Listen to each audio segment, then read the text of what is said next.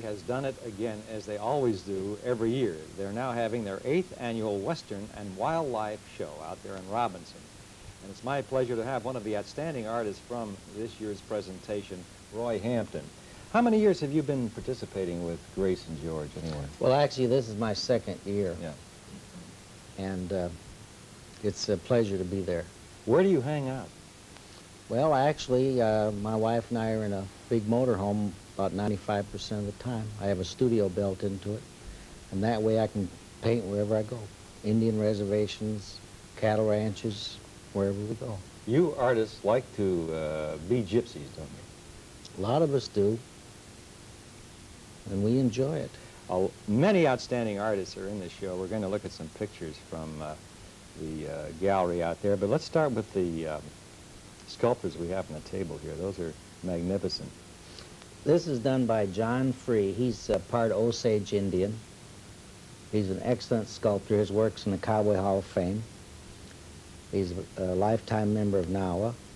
And this is Jim Regenball, a bucking horse that is excellent. And you may notice the textures are considerably different. This has a very smooth texture, where this has not a rough texture, but rough by comparison, showing the different ways that sculptures actually work. How long does it take to make one of those? Well, some artists say their whole lifetime in art. And you're straight, though. You tell it like it is. Well, yeah.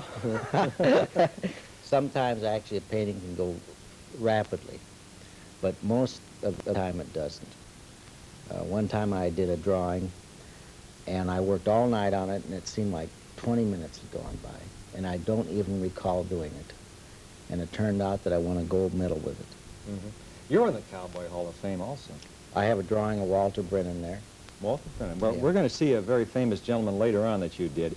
But now let's gaze on these paintings from the art show out there. Grace and George really corral an outstanding group of Western artists for this show every year. They have. I mean, it's fantastic. There's the wildlife that we were talking about. That's by Gerald Pettit. He's a well-known wildlife artist.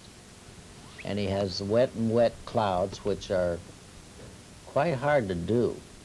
And then the foreground is more of a little dry brush effect, which gives more depth to the painting. Mm-hmm.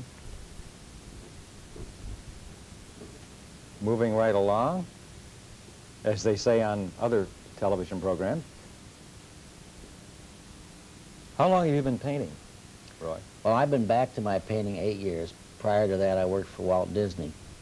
And then I had 25 years where I didn't draw a line. What did you do then? I became a mortgage banker. Oh, my goodness. You were in the establishment. But right. What is this? That's by Frank McCarthy, who is probably one of the Indian most... chase? It's a cavalry charge. Mm. He's one of the most famous artists in the country today. And he was an illustrator in New York for about 24 years. And he has the ability to play shadow and light and do some of the greatest rocks. Now, this particular painting doesn't have too many rocks in it, but he's an artist that most artists look up to. One thing I appreciate about you, and I noticed, well, here's that picture, but you enjoy the works of the other artists, too. Oh, this is yeah. the one that I was talking about, the famous star that you did, and you told me that you were at his place. He invited me to his home, and we spent the whole day. This was last December. And he was about the greatest fellow I think I've ever met. It took me 8 months to finally get to see him for the sitting, but that wasn't his fault. It was secretaries trying to protect him. And he was more John Wayne in person than in any of his movies. And I'm short, I'm 5'6½", but I thought I was looking at the Empire State Building. And just as nice as can be, told me everything I wanted to know. Any question I had, he didn't parry it. He answered me very frankly. And he looked exceptionally good. That would be then one of the last paintings of John I was the Wayne. last artist ever commissioned to paint him. And this is not the painting. This is one of it's a study a lot smaller than the final painting. The final painting was large. Where is that?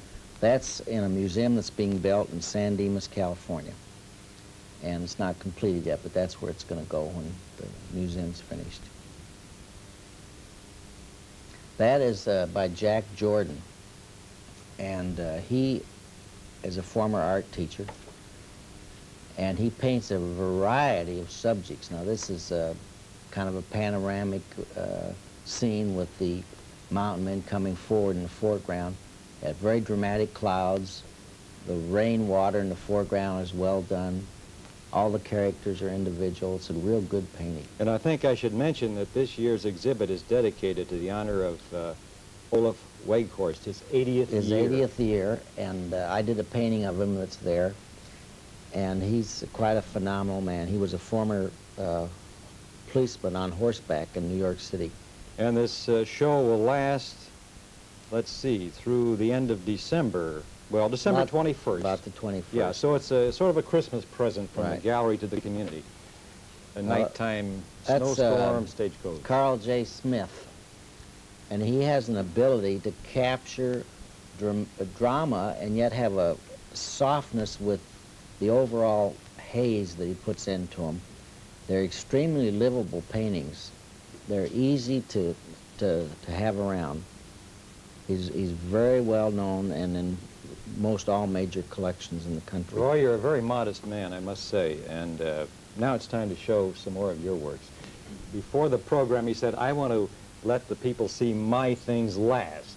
Yeah, you usually might run out of time. It's the other way around. Well, you might run out of time. You're a different kind of a guy. All right, here's another This is, facial study. I call it the Red Knight, which is a play on words because he's a red man and it's nighttime. And I looked a long time to find this model, about 15 years before I even went back to my art. I kept thinking about a certain man I wanted to paint, and I finally found a man that fit that bill. That must be fun, trying to search out subjects. It is. In your van or your motorhome with the art studio traveling the West. It is. I just ask people. I find somebody I want to pose, I just walk up and ask them. Let's pan to the other one now. So you primarily then do facial studies. This is your. That's what I love, though. I do other things, but I prefer heads and people. This man is the present governor of the Taos Pueblo. He's almost 80 years old. He's extremely strong physically, still plows the fields with 2 horses, never learned to drive, never married. He's considered to be one of the finest governors they've ever had, and he still retains an old cane that Abraham Lincoln gave the tribe, a gold-studded cane. I have in my hand all sorts of folders that you can obtain on the artists. Don't get a close-up, but they have all kinds of things out there at the gallery on the artists that are being displayed. So visit the studios of the Thackeray Gallery until the 21st of December. It's a great, great show, let me tell you, and you're fantastic. My pleasure, my pleasure. And good luck, and may your travels bring you back to weekend next year. Thank you. When we continue, we'll be talking about where the action is for the holiday season.